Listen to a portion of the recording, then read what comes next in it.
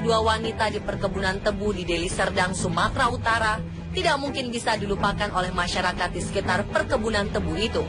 Jasad-jasad yang terkubur di kebun tebu akhirnya terkuak sejak penemuan jenazah Sri Kemala Dewi, wanita berumur 21 tahun yang dilaporkan hilang beberapa hari sebelumnya. Ahmad Suraji alias Dukun AS alias Nasib Klewang menjadi tersangka dalam kasus pembunuhan Sri Kemala Dewi. Hasil penyelidikan polisi juga menemukan bahwa Ahmad Suraji melakukan lebih dari satu pembunuhan.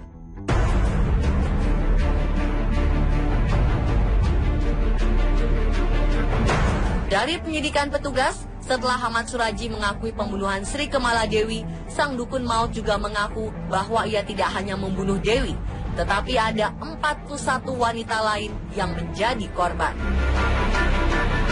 Ahmad Suraji mengaku melakukan pembunuhan sadis ini karena ingin mewujudkan pesan sang ayah yang sering menghantui tidurnya. Menurutnya, di dalam mimpi ayahnya berpesan bahwa jika ia menghisap air liur 70 wanita muda yang sudah meninggal, kelak ia akan mendapatkan kekuatan gaib. Selain mendapatkan mimpi itu, tepatnya pada 1986 silam, Ahmad Suraji memantapkan niatnya untuk mengumpulkan air liur 70 wanita muda yang sudah mati. Sejak saat itu, dia mulai memburu wanita berusia 17 hingga 40 tahun dan menghabisi nyawa mereka untuk mengambil air liurnya. Sebagian besar pasien Ahmad Suraji memang wanita. Mereka sering meminta nasihat dan jimat dengan alasan ingin meningkatkan kecantikan, problematika hubungan percintaan, maupun untuk melancarkan bisnis. Dari beberapa alasan ini, banyak juga korban yang meminta jampi-jampi agar pasangan mereka tetap setia dan tidak berselingkuh.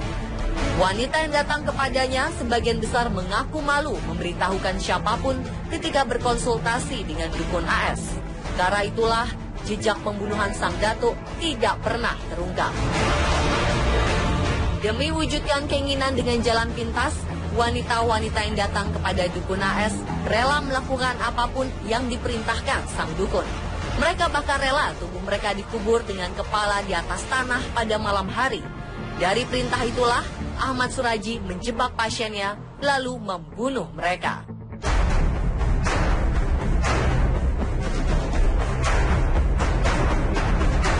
Agar keinginannya terkabul, para pasien wanita yang berkonsultasi ke Dukun AS selalu diberi syarat untuk dikubur setengah badan di perkebunan tebu. Syarat ini sengaja dilakukan pada malam hari, setelah para korban memberikan bayaran sebagai upah jasa sang dukun. Anehnya, setiap wanita yang datang dengan mudahnya menyetujui persyaratan aneh itu. Bahkan mereka juga membantu Dukun AS untuk menggali lubang, yang nantinya akan menjadi kuburan mereka sendiri. Setelah menggali lubang, tubuh sang korban akan diikat dengan tali dan dimasukkan ke dalam lubang. Ketika sang korban hendak berbaring, dengan cepat sang dukun akan mencekik leher korban hingga tewas. Selanjutnya, guna meneruskan pesan mimpi dari sang ayah, Dukun AS akan memiringkan kepala korban dan mengisap air liur mereka. Jika ritual mengisap air liur selesai, Ahmad Suraji akan melucuti pakaian korban, dibantu oleh istrinya. Hal ini bertujuan agar tubuh korban cepat membusuk sehingga tidak ketahuan oleh penduduk sekitar. Korban dikubur dengan kepala mengarah ke rumah sang dukun. Dengan kepercayaan, energi dari jasad-jasad tersebut terkumpul di rumahnya. Perbuatan kejam ini dilakukan selama 11 tahun. Jika pelanggan sepi, Ahmad Suraji akan membayar pekerja seks komersial untuk datang ke rumahnya dan dijebak. Dia memilih wanita tersebut karena menurutnya mereka biasanya jauh dari keluarga dan resiko untuk dicari keluarga sangat rendah.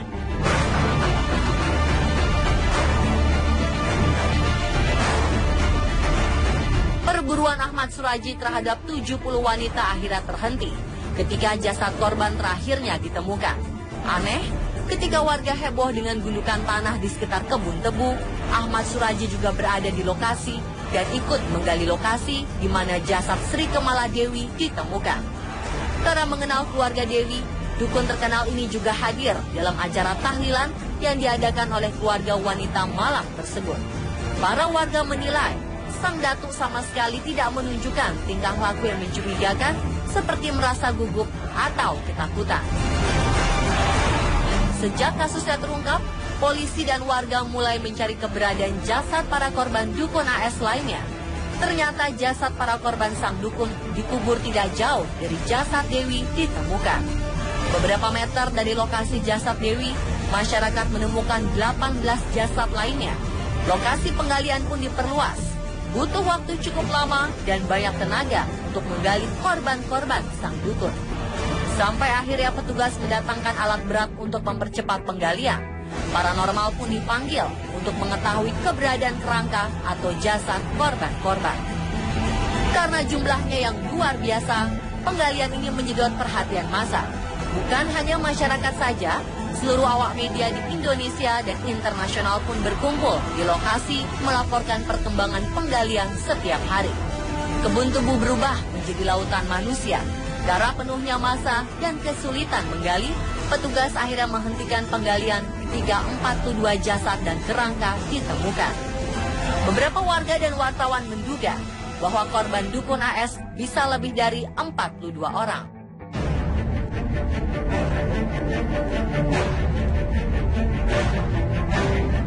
Saat proses hukum berjalan untuk menegakkan keadilan berjalan, Ahmad Suraji sempat menarik kembali pengakuannya di persidangan. Hal ini menyulitkan petugas karena bukti-bukti hanya sebatas baju dan perhiasan milik korban yang juga tidak diklaim oleh para keluarga korban. Banyak keluarga melaporkan kehilangan anggota keluarganya, namun tidak ada yang mengklaim korban-korban dukun AS itu adalah keluarga mereka. Hanya Sri Kemaladewi yang berhasil diidentifikasi oleh polisi. Kesulitan mengidentifikasi korban juga disebabkan karena peralatan tim forensik pada masa itu belum secanggih sekarang.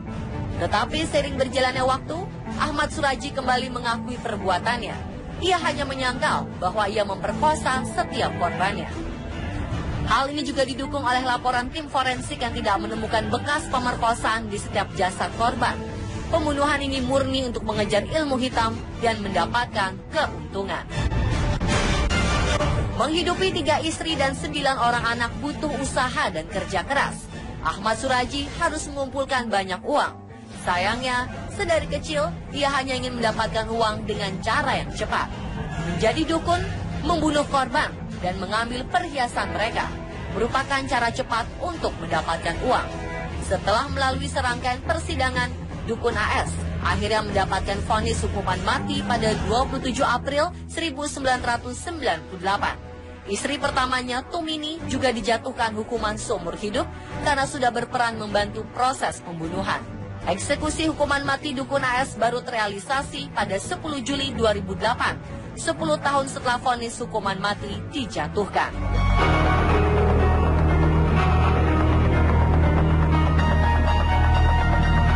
Pasca eksekusi mati dilakukan di sebuah perkebunan karet, dukun AS meninggal 3 menit setelah ditembak mati.